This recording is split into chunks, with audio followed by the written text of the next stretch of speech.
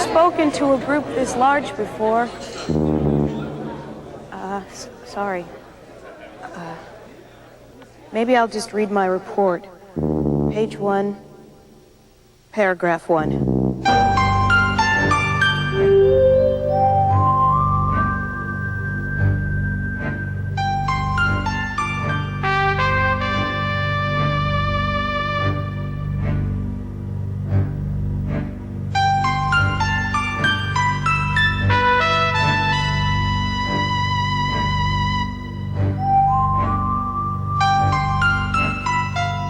Hello, I'm Valerie Lewis. Welcome to Business Communications. No matter what occupation you enter, you will likely find yourself making a presentation at some point in your career. If you become a sales representative, you will have to demonstrate new products for potential buyers. If you become a human resources officer, you will have to provide orientation for new staff. If you work in the public sector, you might have to speak to large groups or the media. Or if you become a business owner, you might have to make presentations to business investors. Basic facts can be put in writing, but oral presentations can be more effective and dramatic and leave a lasting impression on your audience. And no matter what career you choose, being able to present effectively will be a key factor in your success.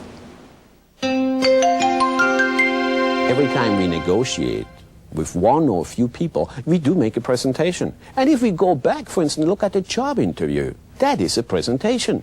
In a job interview, you sell yourself, your abilities and your skill to one or a few people. Another thing, when you do a presentation on an ongoing basis in a meeting, in a boardroom, it even could be just at the meeting with the supervisor and a few other people. Whenever we give a presentation, if it's in business or somewhere else, there always are three elements of utmost importance. Any presentation we ever do has to entertain, to move to action, and of course to inform. Now it doesn't matter which sequence we take, but these three things are important. Let's look at the information, because that's the most often used thing, is exchange of information. It is important that we exchange information, but we have to watch it that we don't give information overload. If we give information overload, the audience only listens to you but doesn't absorb. So that's the reason we should build in some entertainment. The last and the most important is the move to action. As a matter of fact, in North America, the one which is most forgotten and not done is the last, the move to action.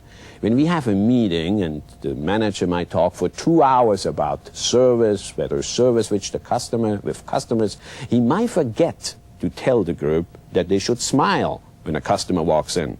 So the move to action will be at the end of the 2-hour lecture that you tell your group, smile when you see a customer. And believe me, the move to action can make a big difference if we explicitly tell them what we want. To be a successful presenter requires two things. Any good presentation requires preparation, and the single most important aspect of presentation is finding out who your audience is. Nothing great has ever been accomplished without sweat, tears, preparation, and all that kind of stuff. Do not expect to give a presentation in front of a group without having done your homework. Your homework is to know the audience, your homework is to prepare your speech, and remember, not to rehearse your speech and be perfect with every word, but to know what is the main message you want to bring across. That is important. I'm a great believer that lots of speakers say there are bad audiences out there. I'm a believer and think there are a lot of bad speakers out there, because you have to tailor your message to your audience. It's an old saying that people listen to WIIFM. WIIFM stands for What's in it for me. And I think everybody listens to that station. And if you can take your topic, relate it to what's in it for me, your audience will listen to you. Speaking well to a group is difficult. It takes practice. It can be tense. But it does help to understand your purpose for speaking. If you remember that you are there to communicate a message to other individuals, if you can look at them and speak to them as if you were speaking to them personally, you will have a much easier time. Remember, the audience is there to listen to your message. If the goal is to motivate, encourage the audience to act on what they have heard. If your purpose has been to gain consensus among a small group that you know well, compliment them on what has been accomplished so far. Then review what is to be done, by whom, and by what date. Send them away on a positive note. Remember your purpose. Remember, your goal is to communicate to your audience and not to speak at them. I can't do this. I can't do this. I don't know what I was thinking of. You'll be fine. You know your stuff. I think I'm gonna be sick. You're just nervous. I gotta go to the bathroom. You're on. I'm gonna die. You'll be great.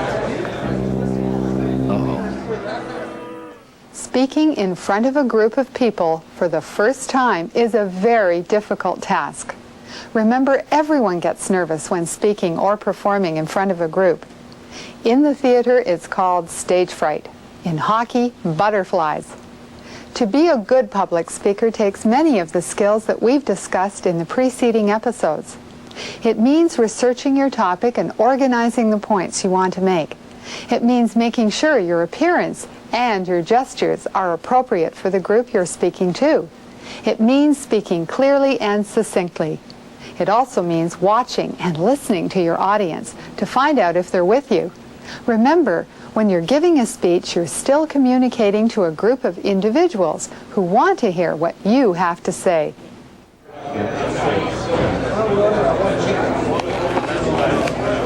Check, 1, 2, 3. Good evening, ladies and gentlemen. My name is Ellen Harding. Tonight I'm here to talk to you about a new approach to the way we do business. Bored? I am. Why? Well, it feels like a dull speech. Doesn't feel like she's communicating to me. Let's go through a few steps that will make a good speech. Research. First, it's always important to know your audience. If you're talking to athletes, your approach will be different than it would be if you're talking to the arts community. If you know who your audience is, you can really talk to them. You can tell them stories. If you don't know your audience, you're just giving a speech. Chances are they'll respond with a yawn. But if you speak in their language, your chances for success are much greater. Knowing your audience is your first piece of research. The second is to be comfortable and familiar with your topic. Chances are that if you've been asked to speak on a particular subject, you have a certain expertise in that area. Make sure you're up to date on your material. If you are going to be making a speech or presentation, don't spend all of your time researching or writing. Spend some time practicing. Practice your speech in the mirror. Be your own critic. Cut out the gestures you don't like. Learn to pause or gesture for emphasis or to make a point. And remember, if you don't see yourself in the mirror, you're probably spending too much time looking at your notes.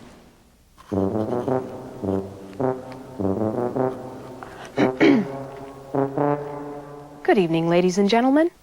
My name is Ellen Harding, and I'm here to talk to you about a new approach in the way we do business.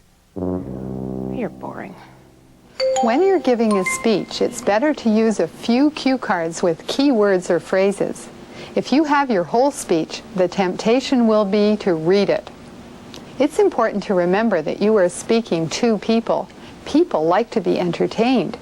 If you can surprise them, or involve them, or make them curious, they'll be more attentive.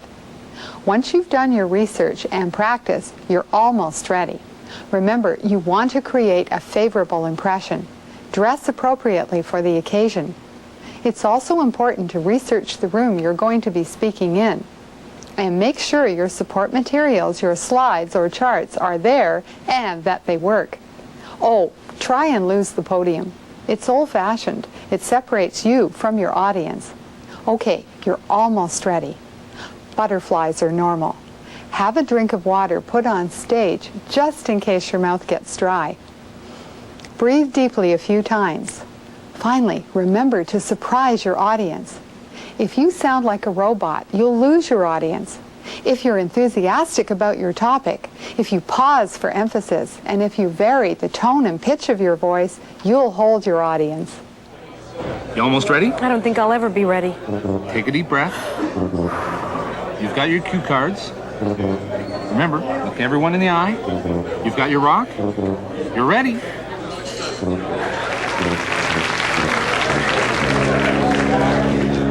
Hi. Before I begin, I want you to do me a favor and remind me, before I leave, to tell you about my rock. Okay. I'm here to talk about restructuring. And what do we mean by restructuring? No one wants to go and hear another bad speech. People want you to succeed, and when you do, they'll appreciate it. Oh, what about that rock? I almost forgot about my rock. Actually, it isn't a rock, it's a fossil from a dinosaur. When the Ice Age came, they couldn't change. They became extinct. The world is always changing, and if you can't change... To be very powerful in giving a business presentation, there are 3 elements. Number 1, be yourself. Don't try to be anybody else. Be yourself. Number 2, prepare. Maybe inspect the room before. Know the audience. Know your topic. You should know 10 times as much as you present. And number 3, maybe the most important, look good, feel good, dress well. And if you follow these 3 little steps, you will see you will make a great presentation. Making an effective business presentation provides an opportunity to communicate your message to a group in a short space of time. It will take many of the skills we have talked about in this series. You'll need to look good and appear to be confident. You'll need to listen to questions and attend to your audience. Before you even begin to present, you will have to become familiar with your topic. This will take research. Making a business presentation can be one of the most difficult things that you will ever do. But if you learn to do it well, if you can grab your audience, if you can surprise them, if you can speak to them, you will be successful in communicating your message. But there's only one way to learn, and that's by practicing. So get in front of a mirror and take a deep breath. That's all the time we have. We hope that you have enjoyed this program and this series. Remember that learning to communicate well will be a key to your business future. Good luck, and thanks for watching.